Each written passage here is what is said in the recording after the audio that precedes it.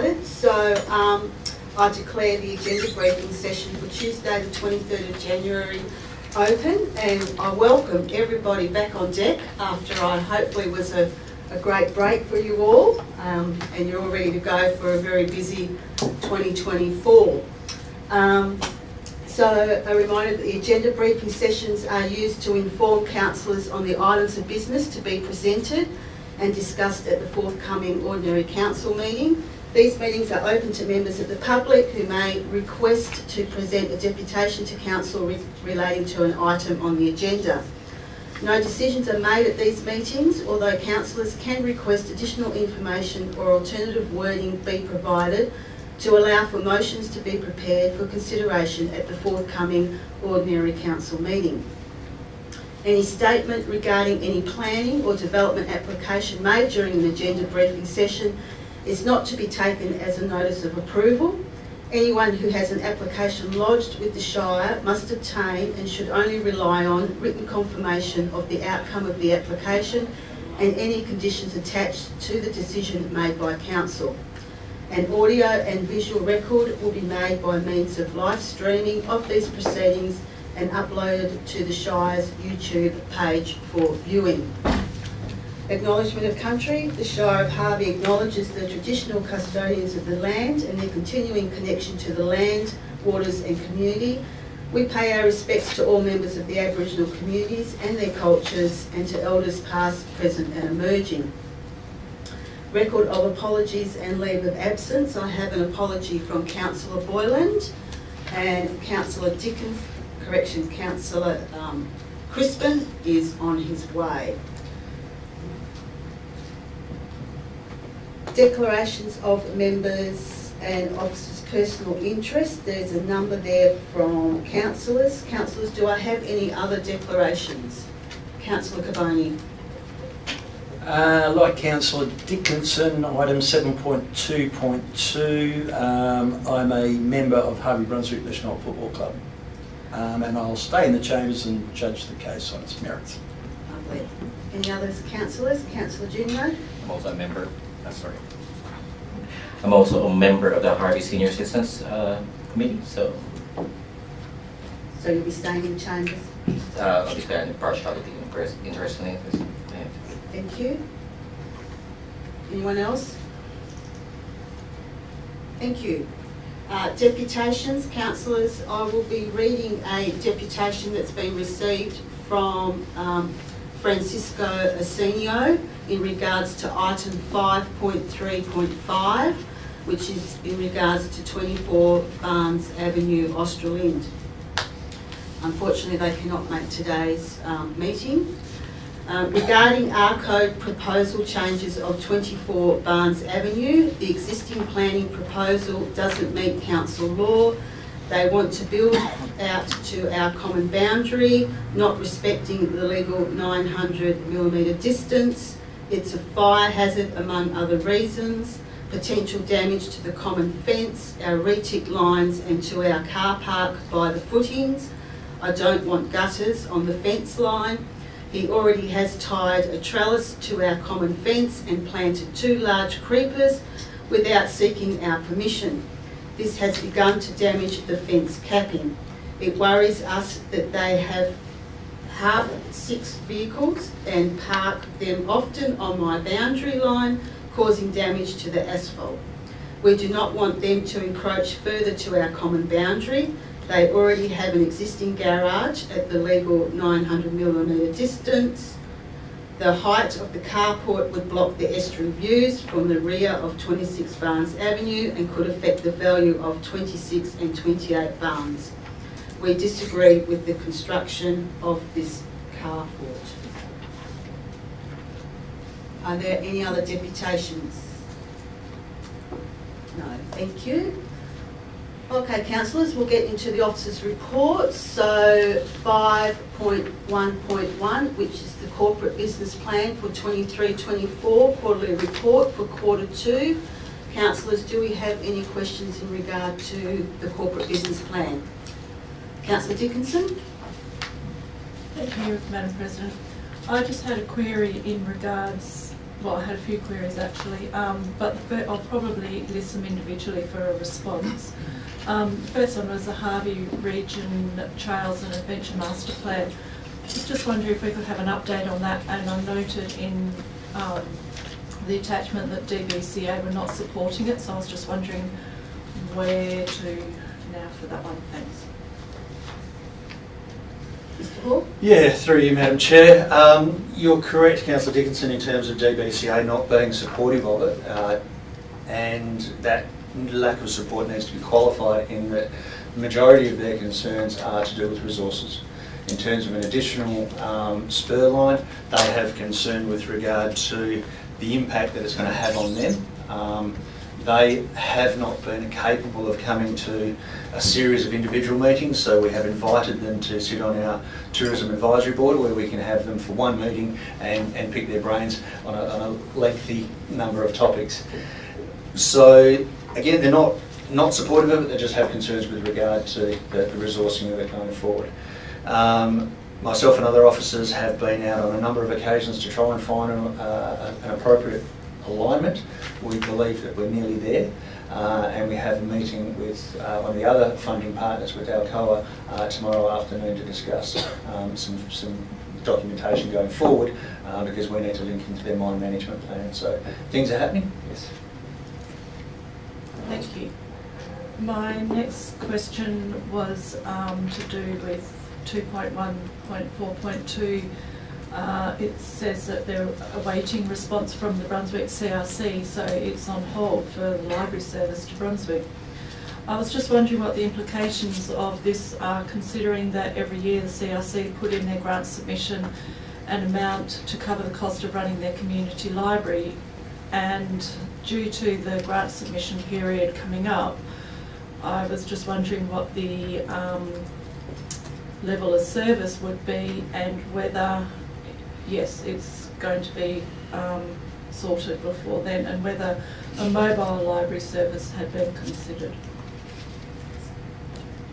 What's that? You right with that one? Yeah, yes, Madam President. I inquired this afternoon with our librarian, and she's in the middle of preparing a report. In that report, she is considering the option of a mobile library and costing a mobile library, and in fact is going to present that to me tomorrow. So by this time next month, we should have something for you. Thank you, that's wonderful. My next question was Ridley Place Foreshore. I was just wanting an update on the lease negotiations, please. Through you, Madam President. So they're waiting on some figures from us, from ourselves. So, and those figures are to actually undertake the construction and servicing of the proposed lease area. So they are needing to do a valuation to work out what the lease fees for us would be, so then we could sublease it onto a commercial operator. They've advised us just before Christmas that the construction costs associated with the fill that needs to go in there, the demolition of the existing toilet block, and the connection of services can all be included as a discount towards what our lease fees would be. That plan Rick and I are still working through, and we haven't started the costings yet, so we're hopeful we can do that in the next few weeks. Thank you. And 4.4.3.4, the Harvey Rail Reserve, an update on that, please. So similarly, just before Christmas, we received some correspondence back from ARC Infrastructure in terms of the latest version of the proposed lease. Internally, we have provided some comments, and I believe on Thursday we will be discussing those comments at ELT before responding back to ARC Infrastructure. 4.4.2.1 Yarloop Workshops, an update, please. Manager of Special Projects, are you available to come up? Thanks, Kelly. Through Madam President, Yarloop Workshops, we are negotiating at the moment with a contractor to take over an ECI contract to get the proposal re-scoped and redrawn to a suitable standard to match the budget that we have remaining, and we're hoping to have something signed in the next week or so. And 4.5.4.1 cemeteries mapping in progress. I'm just wondering if that could be explained, please. Yeah, look, through the chair, we've been doing a fair bit of work with our own staff in mapping out the cemeteries. We basically bought a portable GPS unit that actually identifies the plot, takes a photo of the memorial, the headstone and whatnot, and we're slowly working through. We've pretty well completed 100% of the Ostrom Cemetery, 100% Coconut, 100% Harvey Lawn, and 15% of the old Harvey Lawn Cemetery. Basically, so that's all going into a database that then sort of dovetail into a GIS system. We are looking at a couple of softwares that are out there. One's called Chronicle, which basically sets up this on our website, but also I need to speak to IT to see how that's going to dovetail as to where we're going with our website. But basically you can zoom into similar to what we've got in our Google Maps at the moment, but it's a little bit more sophisticated. And you can actually add sort of information there. The public can actually, there's a system where through us they can add sort of information in terms of the history of the person and whatnot. So what the staff have done so far is pretty good. And at the next Cemeteries Advisory meeting, we'll present that and then look at presenting something to council in the forum. Thank you. And then my last question is 4.5.4.1 update on the likely funding sources for that item, please. Yes, that's the Harvey Community Precinct. So Shire staff have been working busily with our strategic external communications consultant in regards to developing a budget submission for the Harvey Community Precinct and also the Leisure Centre expansion project. So we've developed that submission, which is currently being reviewed by our team, and then that will be provided through to a number of ministers. We're looking for funding for stages 1 to 3 of Harvey Community Precinct, with the Shire putting in $8 million, which is already in our budget, and asking $7 million worth of state government funding for that project. And Shire officers also met with Lottery West back in December 2023 and had a tour of both the Harvey Precinct and LLC, and will be submitting a grant application in 2024 for those elements of the Harvey Community Precinct that fit the funding categories for Lottery West. So yeah, there's been a lot of work behind the scenes, and yeah, we're ready to go out and show our President to knock on doors. Thank you. Okay, councillors, are there any further questions to this item? Councillor Bromham? Yeah, thank you, President. Just a question on the Stations Master's House and the lease arrangements with ARC. I'm wondering what is the situation with that, and what have you got an estimated cost should we go ahead with that project? Through you, Madam President. So the answer in regard to the overall lease provided to Councillor Dickinson with a bit of assistance in this case, that we've received some correspondence from ARC Infrastructure, we've gone through it, and we'll be liaising with ELT on Thursday prior to sending a response back to ARC as to whether we're acceptable with their changes. As far as the costing is concerned, there has been some costings undertaken probably about 2 years ago with regard to subsoil drainage and replacement of the veranda and general sort of structural work at the back. We would need to have a look at some of those costings again. Thank you for that. And I just wondered, like, from a ARC infrastructure point of view, if we're going to spend money on something, we need a long-term lease arrangement with them. Has that been? Have you gone through that with ARC in relation to that? They are long-term leases. I must say that the term of the lease hasn't been something that I've been focusing on. It's all been on the indemnification clauses. So to be honest, I'd have to check what the current term would be. But we, in one form or another, have had a lease over that land for decades. So I don't see it being an issue with regard to tenure in terms of that duration of time.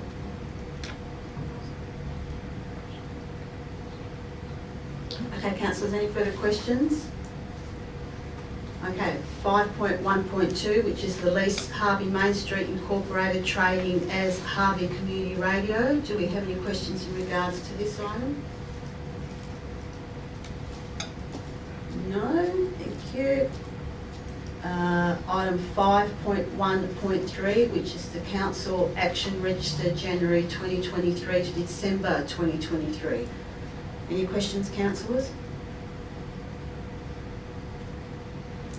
Thank you. 5.2.1, Uduck Road, Government Road, Forestry Road intersection reconfiguration progress report. Councillors, are we across this? Do we want staff just to give us a quick update, or we're happy? Give me a quick update. Okay. If that's okay. Yeah, look, obviously this one's been bubbling along for a while, and as explained in the report, there's a number of options that have been looked at.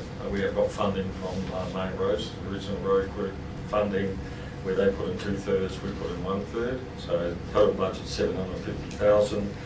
The initial proposal, given that intersection is like we term a staggered T intersection, where the predominant traffic is east to west, and so I think there's, I can't remember, up to 1,500 vehicles a day going east-west and about 300 vehicles a day going north-south, so it makes sense that the main drag should be east-west.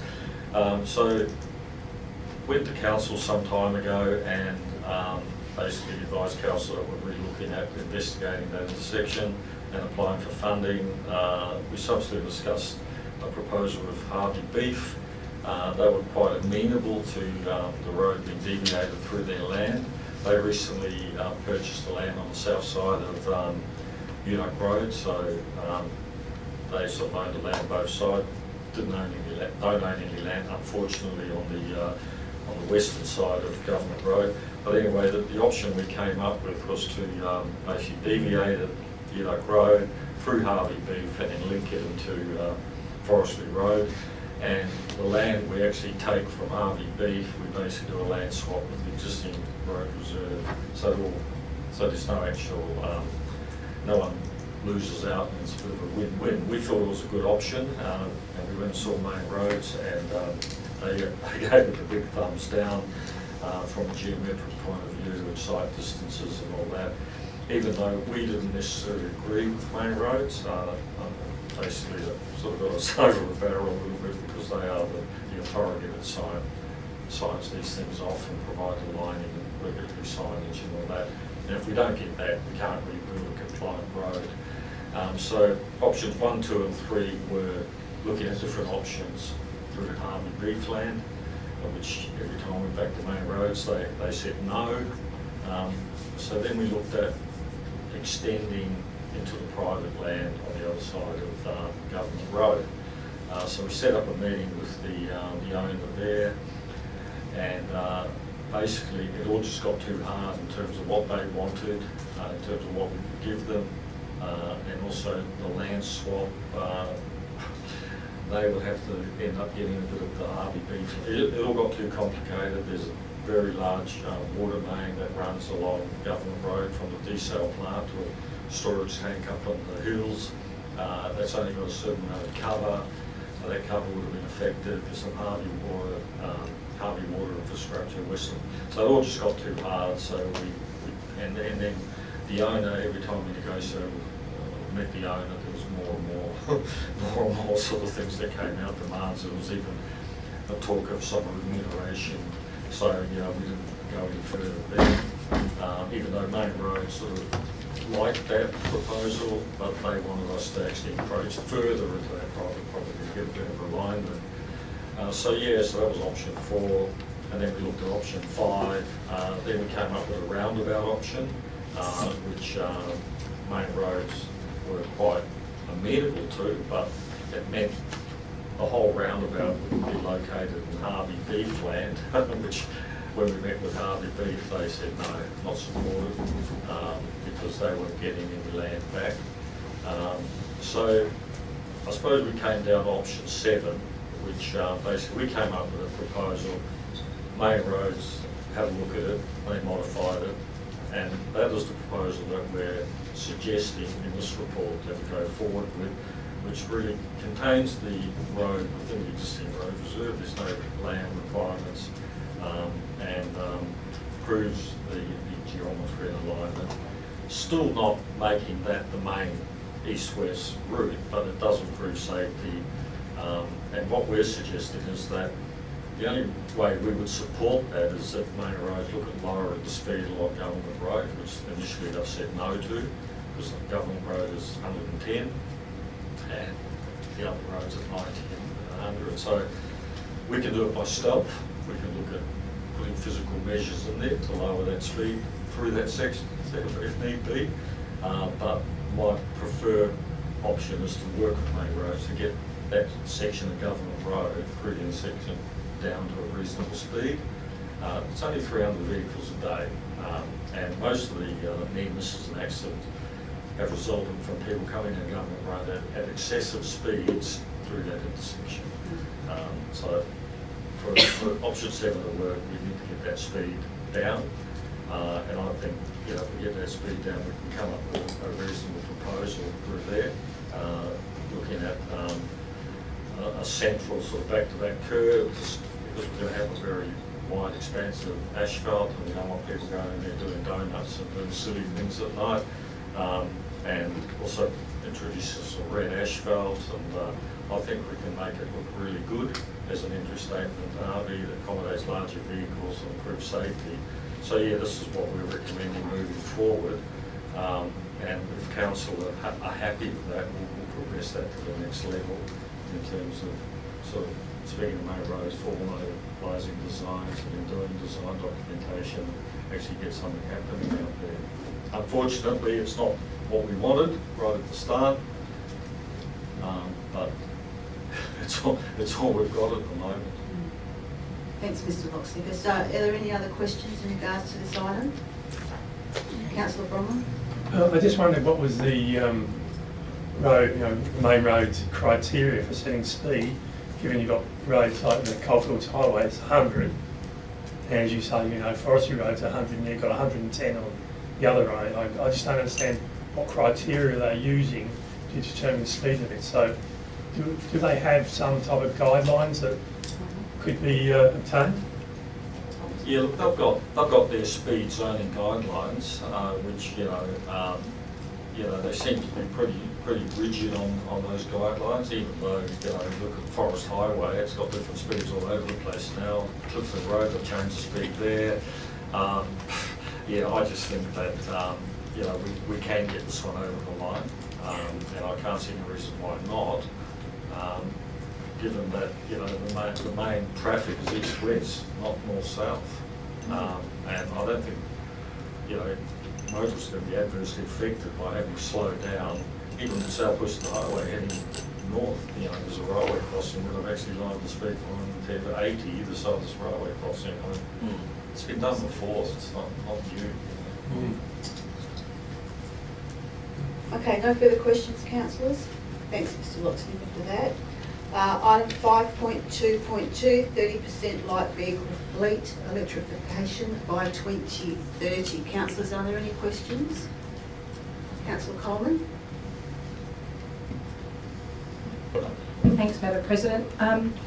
Just wondering if councillors are aware that as late as last week, the federal government announced a parliamentary committee to look into electric vehicles from a funding, a battery end of life and a viability point of view. So that starts, they're seeking written submissions in March, doing public hearings and briefings, So they're actually concerned about the loss of $3.7 billion a year in revenue from fuel tax. So parliamentary committee was announced, the parliamentary inquiry was announced last week, if councillors aren't aware of that. It's worth looking into.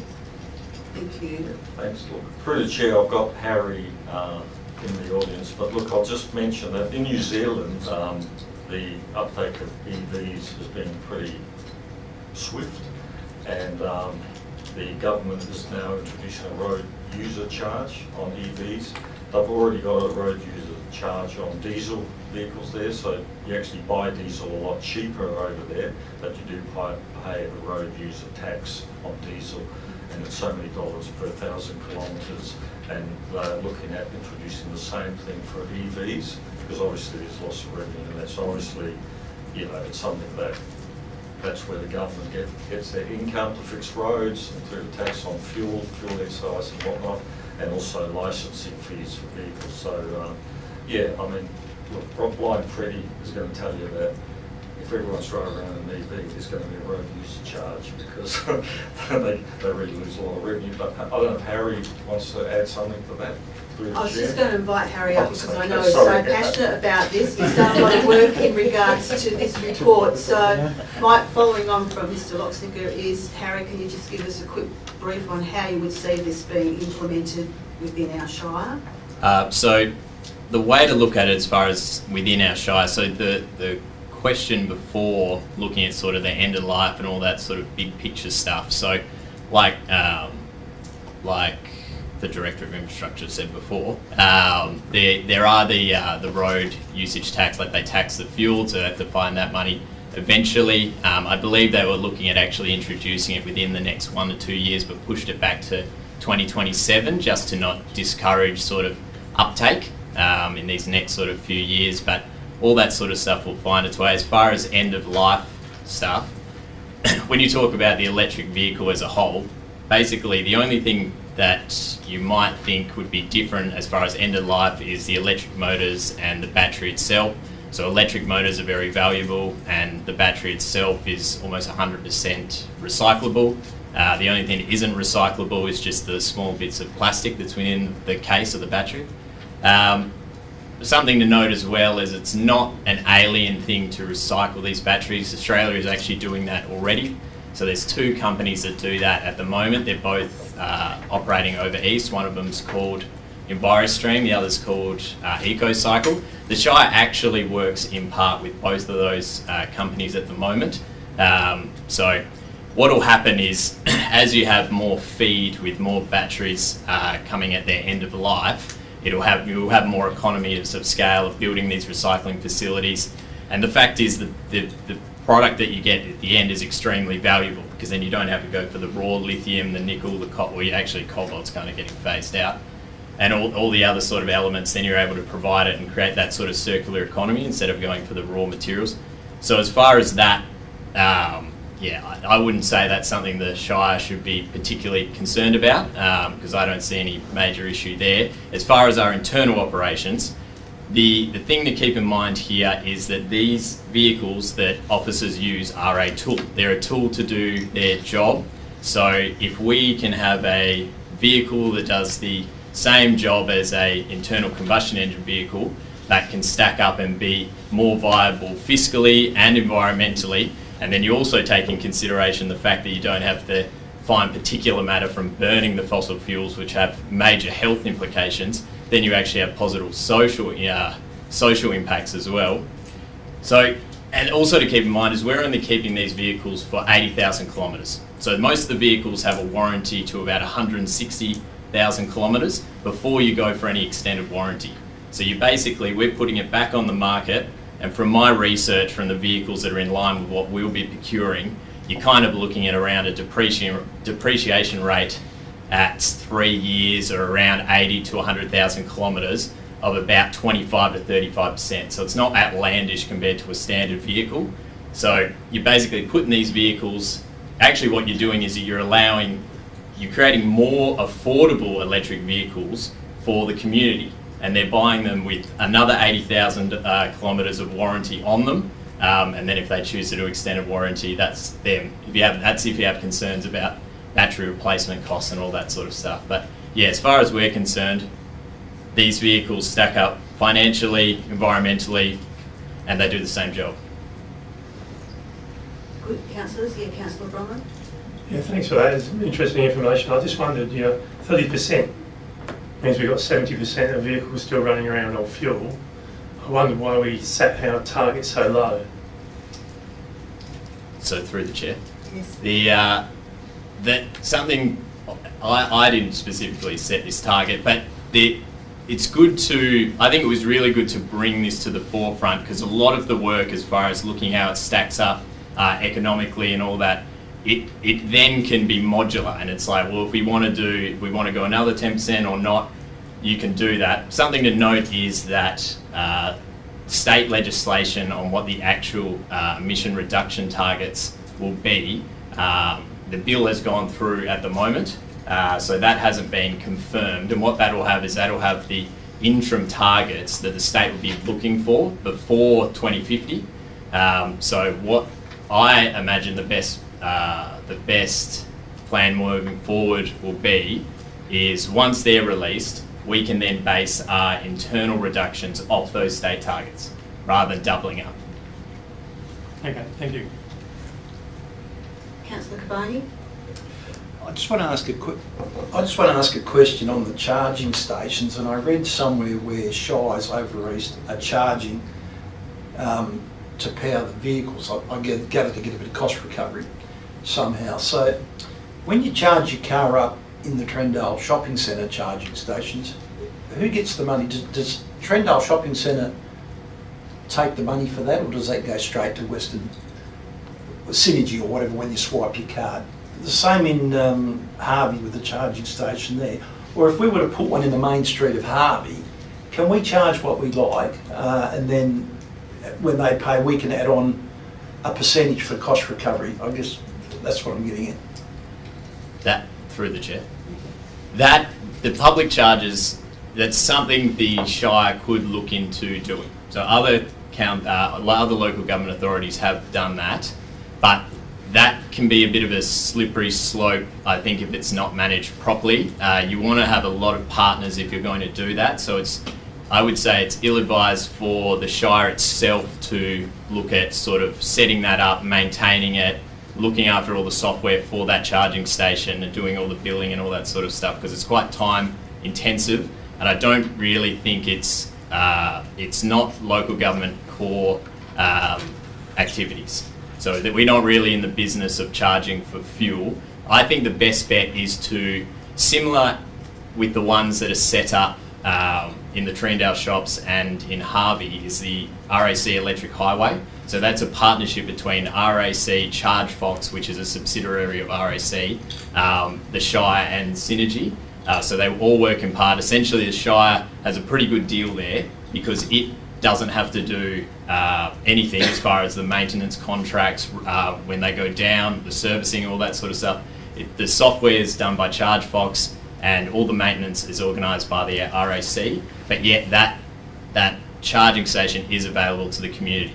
As far as that refunds, we get a refund for the usage of that charging station, not to the full price. Like you said, we get an amount that covers our cost for providing the power. So we're kind of just cost neutral on that one. And then that extra little bit would be what RAC would be receiving for operating those charging stations. So it's not outlandish to look into the public charges. I would probably say its best bet is to get the charging stations in our internal operations going, and then from there move into the public space. Councillor Coleman. Thanks, Madam President.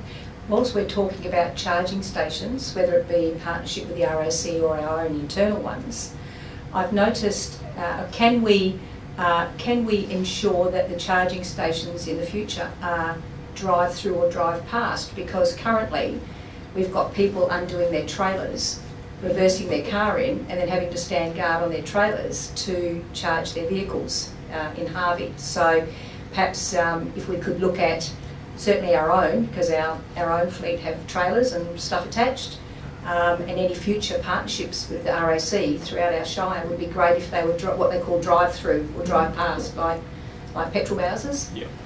Would be very much an advantage for. We've had a couple of people in Harvey who have had to drop their trailers or caravans, and which is quite interesting. Small vans, small teardrops, and trailers. So they are being used, but with difficulty at the moment to charge. Through the chair, I 100% agree with that. So, as far as internal operations, at the moment we'd be looking at sort of the light admin vehicles, and then as the technology progresses, we'll probably look at the light utility vehicles, and then the setup with those charging stations of those vehicles, like you say, it would be a different setup, accounting how the vehicle will enter and exit. With the public ones, that's absolutely, if there was a drive to have more of these public chargers available to the community, and we wanted to look at those different partnerships and getting them going without having too much onus for the shire as far as looking after them and maintaining them, we could definitely have those discussions about setting them up and using what we've seen and amending them as we would like.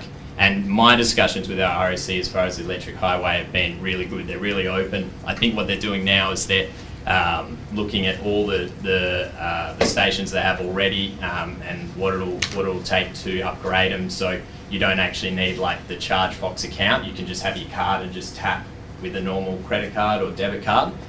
So you don't have to go the rigmarole of setting up an account, just making it a little bit more of an ease of experience. But yeah, 100% agree, taking into consideration what people are using these vehicles for. Follow up, Councillor Coleman. Thank you for that. Are you aware that there's a number of business people from Perth who are travelling further south than Harvey through the southwest who actually have hybrid vehicles because there are not enough charging stations down south for them to get home again if they were to just use electric?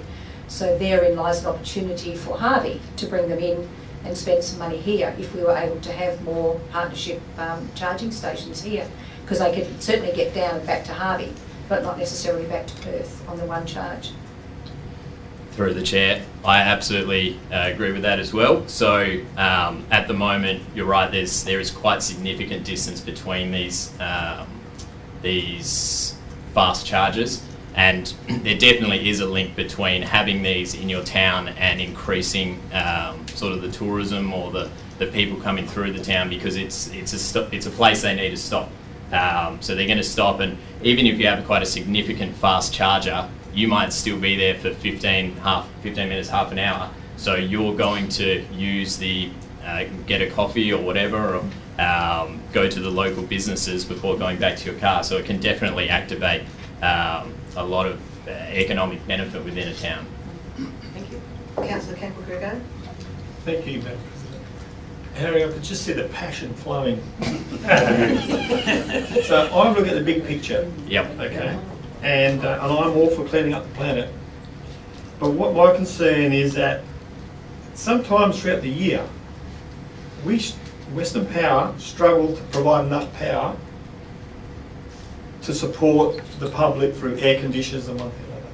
So I keep thinking, if we got another 100,000 EVs on the road in WA, and we're winding down burning fossil fuels, we're all going to be parked up. Because I've actually experienced it once already. And I wasn't the driver, but the driver wasn't very well planned, and we didn't make it home. Right? And I see that happening a lot, and I you read all these stories. So my concern is that where will the power come from, right, to replace, or to power up these cars, as well as air conditioners and one thing and another, where we're trying to wind power stations down. Because I don't honestly think solar is going to cut it, or wind is going to cut it. In fact, in some countries they're winding down on wind turbines already. What's your opinion on that? Off the record, of course. Yeah. Take on notice, mate. In actual fact, Harry, don't have Through the chair. Yeah, if you've got a quick answer on that, that'll be good. That's a short summary. Okay, short summary. You can't put in a electric vehicle charging station if you don't have sufficient supply to manage that charger. You can't get it across. So if you want that charger in, then you have to do voltage upgrades, your transformer upgrades, site main switchboard upgrades. It's a full process. The same with any solar system. You have to go through the Western Power application process, and if you don't have sufficient supply, you can't build it. So that's the first step. As far as your question about the transition away from fossil fuels and that load, so there's a full Swiss or Southwest Interconnected System upgrade report that's been out. I think it's 2023 to 2031. So it's looking about all the high voltage line upgrades that will be required. Because something to keep in mind as well is it's not just electric vehicles that's going to expand. It's also our operations, our mining operations. Things like nickel, lithium, they're going way up, and the operations are expanding. So the load there is going to increase as well. So the state have put in a full transition and upgrade plan. As far as your question about managing load of renewables, what you do is you have your daytime, main daytime contributors, which are solar and wind, and then you look at things that can deal with base load, so after hours. So there's multiple options there. You can have like the list of options that's not state specific, but you have battery storage, hydro. Many countries have geothermal energy. Pretty sure Iceland is mainly geothermal energy. Then you have things like nuclear that some parties are proposing looking into. That doesn't have any greenhouse gas emissions. The issue there is more just your waste afterwards and dealing with that, and making sure you have a proper management plan, or you end up with France with like 140-year-old nuclear power plants. But yeah, as far as the thing is, it's the state has put forward plans to transition away, but it's not without ramping up other projects. Something to keep in mind as well with solar specifically is when you propose these large-scale projects, it takes a long time for them to be considered by Western Power or Synergy or Horizon before they go ahead. So when you look at solar farms that are being built now, they were probably proposed 3 years ago or more. So there's considerable amount in the pipeline. Some other things to note is in our daytime usage sometimes, for the state, renewables cover 85% during the summer of all our usage already. And that's, when we talk about the solar into the grid, most of the solar that's actually fed into the grid at the moment is from distributed PV from households. Households are the biggest renewable energy generator in Western Australia. So the actual utility scale solar systems, it's minimal comparatively. So there's actually a significant room to grow in utility size solar systems for feeding into the grid. So yeah, it's going to be fine. Harry, thank you for that short response. I love the passion. Now, Councillor Bromham, is this a question relating to the report, or you can happy to catch up with Harry after the agenda briefing? Is it report related? Well, it's about the use of the vehicles and... Okay, I'll allow... Yeah. Okay, my question's a pretty quick one. His answer won't. Yeah, you will, yeah. I'm just relating to the parking in our vehicles. We, at the fire brigade, we went and had to put out an electric vehicle the other week, which burnt to the ground. So, you know, fires in batteries is an issue we need to look at. So my concern is, how do we park our fleet to ensure one car burning doesn't burn the rest of them? Through the chair. So I've been working with companies that do fire risk assessments, and prior to us procuring the electric vehicle or installing the charger, we'll do a full fire risk assessment and put in a full list of procedures before they're implemented. Okay, councillors, I'm assuming we've covered just about everything. No further questions? Thank you, Harry, for that. Thank Very you. informative. Thank Thank you. I'm sure our next responses from sustainable development planning questions will be just as passionate. We'll go into Extremely 5.3.1. Nothing further to add. Overheight outbuilding prior to dwelling at Shenton Close in Leschenault. Councillors, do we have any questions around this one? Councillor Bromham? Yeah, thanks very much. I just noticed in the report that you had no septic with 1.5 metres of the shed as a condition, and I wondered why that was in there, since there's going to be a house on there and eventually, and the shed's going in first. Why are we mentioning that in relation to the shed? Because it's not in the others. Because the others have dwellings on there, so we're really just giving them a heads up that when they go to actually do it, then that's a requirement for it. So more of a precautionary condition to give them a heads up that that's what they're required to do. No toilet in the shed. No, on this one it's not. No. Any other questions, councillors? Thank you. We'll move on to 5.3.2, use not listed animal establishment in Piggott Drive, Australian. Do we have any questions around this one? No? Thank you. We'll move on to 5.3.3, application for overheight outbuilding in Hackett Road, Harvey. Is that been withdrawn? Yes, Madam Chair, it's been withdrawn at the request of the applicant. They've submitted a set of plans that are actually compliant with the policy and they can be dealt with internally. Okay, thank you. All right, 5.3.4, which is application for R-codes variation in binning up. Councillors, do we have any questions around this one?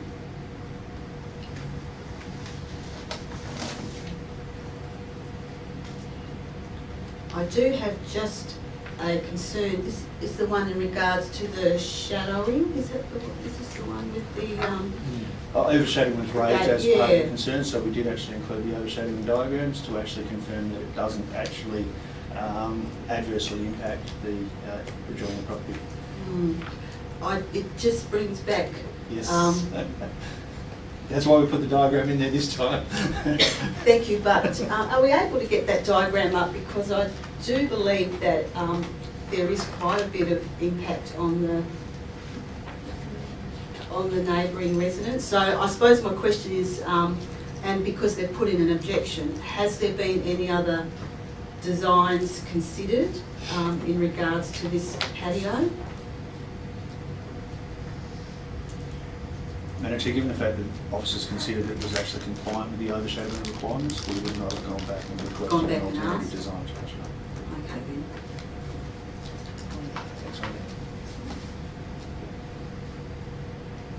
So I would consider that quite an impost in regards to the shadowing on the neighbours. No, it is actually considerably low when it comes to what is actually permitted as far as overshadowing is. Okay. Are there any other questions in regards to this? Okay, thank you. Where are we at? Okay, 5.3.5, application for R-code variation Barnes Avenue, Australind. This is the one in regards to the deputation I read out. Are there any questions in relation to this one?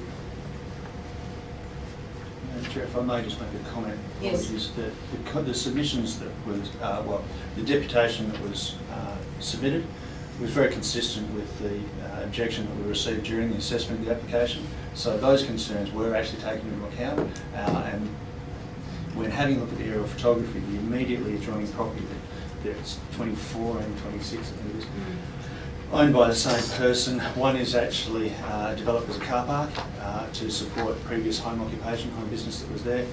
So the issues raised in terms of the impact on the adjoining property, we don't consider to be worthy of refusing the application. The deputation itself that came in today also appears to have raised other issues that weren't in the formal submission, and they appear to be a little bit more civil related in terms of the not getting permission to plant a creeper and things, so there may be something else there, but on the whole those issues were taken into account and it still did not warrant the need for refusal. Okay, Any further questions, councillors? Thank you. Okay, item 5.3.6, application for overheight outbuilding, Palmer Street, Harvey. Councillors, are there any questions in regards to this one? Councillor Coleman? Thanks, Madam President. Just a query, does the person that submitted the plans, do they actually have a caravan already, or are they proposing to buy one? I would need to take that on notice, Madam Chair, I'm not sure. Not sure. Any other questions, councillors?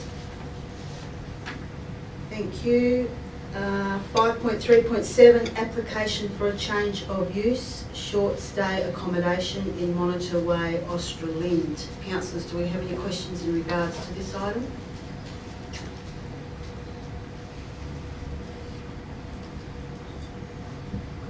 Chair, if I may, Yep. on this one as well, just a bit of an introduction in it. We do actually have delegation to refuse this. I brought it to council because I do think this is going to be a very common report going forward. You may recall at the Concept Forum last month we presented the requirements of the state government currently planning to have a register for Airbnbs and stays. This is likely to be a very real scenario in that, albeit in this particular case they've actually applied to do it before it has actually operated, there is quite serious concerns or fears from the immediate neighbours. The restriction on lot size is no longer going to be an issue going forward because that has been removed. It's something that we weren't able to retain. The larger lots do have the capacity to accommodate more of an intensification of land use, and there have been tribunal cases whereby the irregular comings and going of a short stay accommodation have led to the conclusion that some of these proposals are not compatible with a residential area. That's not always going to be the case. So I wanted to sort of bring it to your attention that this could be a situation when we go out for retrospective approvals, and there might be people that are operating them and have been operating them quite successfully for a number of years, but it's the first time that we've provided an official opportunity for people to actually provide comment that live next door to them. So yeah, I was just wanting to bring this to your attention, and it is likely to be a common occurrence going forward over the next sort of 2 to 3 years. Councillor Capra-Greco. Thanks, Madam President. Just a question for Mr. Hall. So when people start to register their Airbnb, for example, and then council staff look into these registered Airbnbs and we find that some of them don't meet the requirements of the policy, where do we stand with telling them that they can no longer operate because they're on a small lot or there's no parking or whatever it might be? How do are we prepared to be, handle all these issues that may arise? Are we prepared for it? Probably not. Are we going to have to deal with them? Yes, we are. And I think there will be occasions where we will be bringing reports to council to seek your direction on it when they've been operating for a couple of years and, to our knowledge, with no effect. But then giving people the opportunity, they do object. So there's going to be a lot of merit-based, there's going to be a lot of need for discretion. So it isn't going to be an easy, I don't have an easy answer for you, to be honest. It's going to be on a case-by-case basis. And we will be relying on consistent direction from council as opposed to the ad hoc sort of approach that could occur when you get people's passionate about what's unreasonable and what's reasonable as far as impact from a facility next door. So it's going to be interesting. Sorry, Councillor Kabani.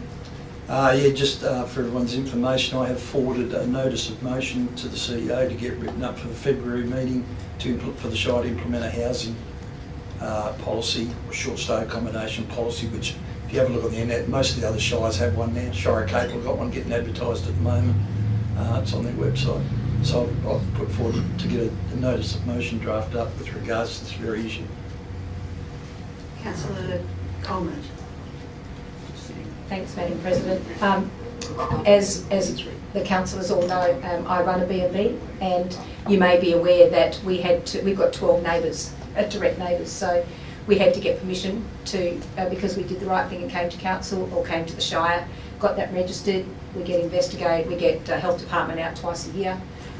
So we had to get permission.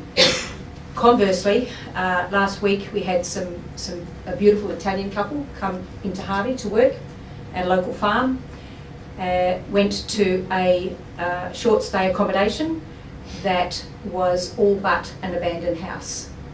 No regulations, and they came back, they came on my doorstep looking for significant assistance urgently. So fortunately we were able to act for them, but many of us are aware of these sorts of things behind the scenes that have been happening, and I am thankful that despite any further costs that I may incur, it will help clean up and look after people's welfare, because the conditions that some people found themselves in last week, you would not have had your pet in. So just making you aware, or are you aware that people have got regulations for a reason, and this tightening up will help stop some of the most of the people doing the right thing. There is a number that are not, and I think that'll help clean that up. And yes, it's going to be difficult on our staff, but I think, as Mr. Hall said, if we're consistent with our rulings and fair, then that can only be a good thing for the people coming into Harvey, because they're going to judge us on that accommodation that they go into. They judge the whole town on that. So. Thank you. Any further questions? Okay, thank you. 5.3.8, RV friendly trial in proposed site in Harvey. Are there any questions in relation to this one? Thank you, councillors. Where are we at? Corporate services, 5.4.1, payments for December 2023. Are there any questions, councillors, in regards to payments? Thank you. 5.4.2, financial statements as at the 31st of December 2023. Councillors, do we have any questions? Thank you. Neil from Community and Lifestyle. Alrighty, notice of motion for the following meeting. We have a notice of motion there that Council, in the interest of inclusivity, reverts the title of Freeman of the Shire to Honorary Advocate of the Shire, and amends Policy 3.1.1, Honours and Awards, to reflect this change. Just note, councillors, that there is background information which will be provided as an officer comment in the agenda that's provided for the OCM. Okay. Matters behind closed doors. Can I have a motion that we will move behind closed doors, Council? Sorry, I don't need that. Oh, of course, sorry. We'll go straight into it.